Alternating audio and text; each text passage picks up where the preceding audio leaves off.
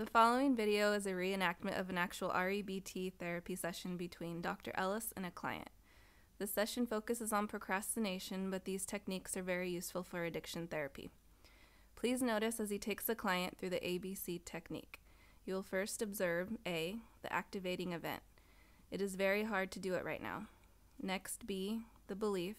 It is too hard. I should not have to do it. It is awful, terrible, and horrible that I have to do it right now. Then C, this is the consequence. That is the act of procrastination and putting things off.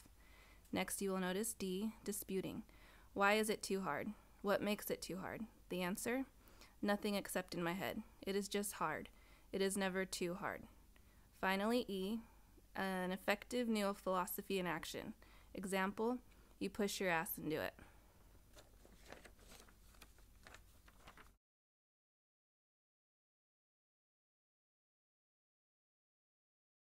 I've been doing this for 41 years.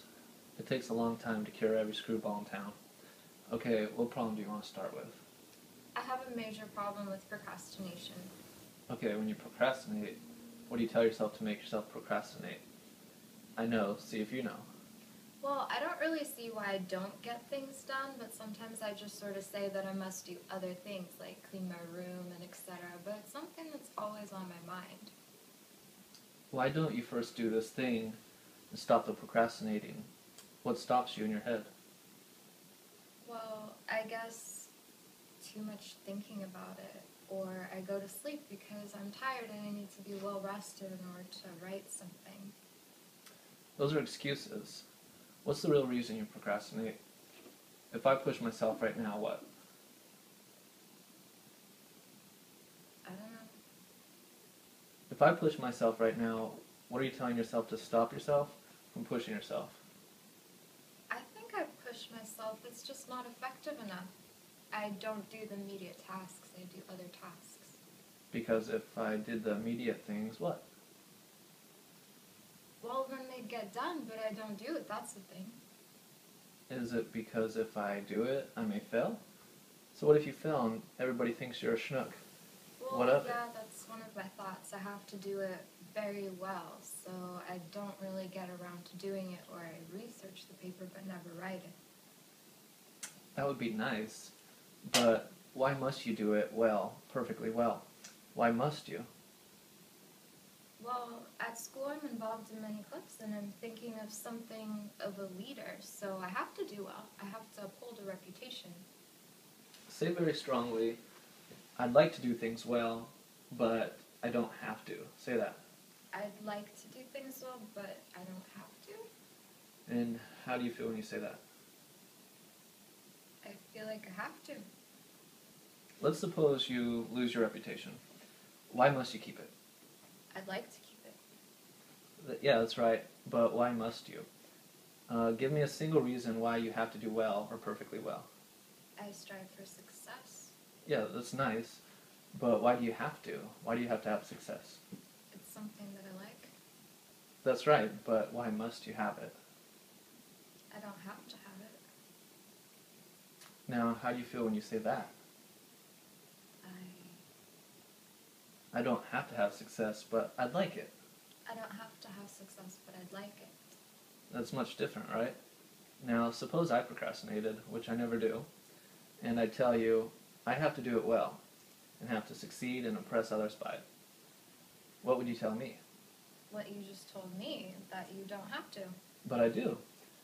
If I'll be anxious, then I'll do it poorly, then I'll get anxious about my anxiety. So why must I do things well? You don't have to. I don't have to. And if I don't do well, I'm always okay.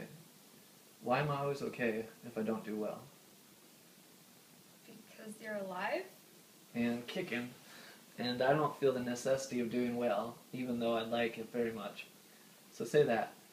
I don't feel the necessity of doing well, even though I like it very much. I don't feel the necessity of doing well, even though I'd like it very much. How do you feel when you say that? You better go over it 5,000 times until you really believe it. Let's give you a rational motive imagery, which is an emotional technique. Close your eyes for a second and imagine You do very poorly, and everybody laughs at you, rips up your reputation. Vividly imagine that. Okay. Now, how do you feel when you imagine that? Well, afraid. Alright, feel very terrified, afraid, anxious. Feel as afraid as you can feel. Don't suppress it. Don't repress it. Tell me when you feel very, very afraid, and also feel afraid that people won't like you, that you'd be a shit. Okay. Okay, now, with the same image, change your feeling. Feel very sorry, very disappointed, regretful, but not afraid, not terrified, not horrified. Only feel sorry and disappointed. And tell me when you feel sorry and disappointed in what you're doing, but not afraid and not like a shit. Okay. You did it? How did you do it? Even if you did let people down, how would you feel only disappointed and sorry for letting them down? How would I feel sorry and disappointed? For letting them down. Not like a worm, like a louse or a shit. Sorry, just sorry and disappointed. Can you explain it? Yeah, the unhealthy emotions are anger, rage, and shithood, while the healthy emotions are feeling sorry and regretful, but never feeling like a worm. Never. That's healthy. So, how do you sort of get those healthy emotions? By telling yourself what? You have to say something to yourself. What? Oh, that I don't have to. Right. When you say, I'd like to, you also say, if I don't, I don't, tough shit. But when you say, I've got to, I demand that I do, then you say, if I don't, I'm a louse. And that's what you are saying. Now how can you say, when I don't demand, but just wish to do well and please others, I'm okay, as a fallible human? How could you say that? I would like to please others and do well, but I don't have to. And how do you feel? It's difficult right now to sort of grasp. That's right. So you have to do it many, many times until it sinks in. So every day for the next 30 days, it only takes a minute, say, I've got to do well, or I'm no good. Then change that to, I'd like to do well, I'd prefer to do well, but I'm okay no matter what I do. Say that. I'd like to do well, I'd prefer to do well, but I'm okay no matter what I do. And how do you feel when you say that? It's difficult to sort of let it sink in. Yeah, say, I like very much to do well, but I never, never, never have to. Say that with strong emphasis.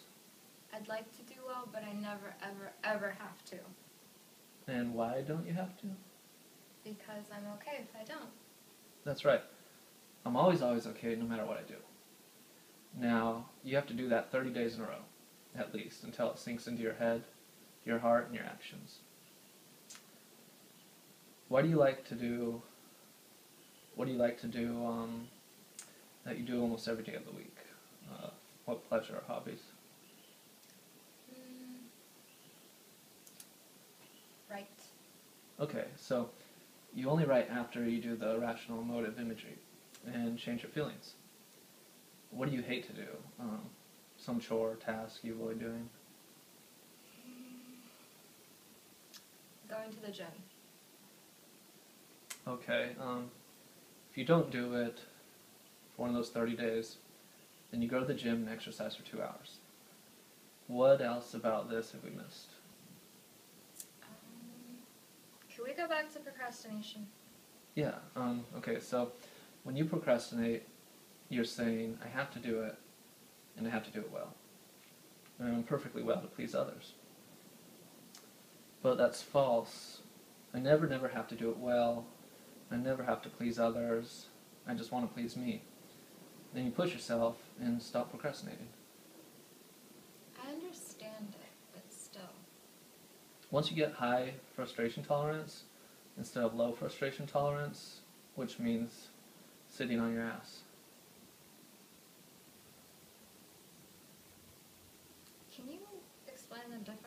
between high frustration tolerance and low frustration tolerance?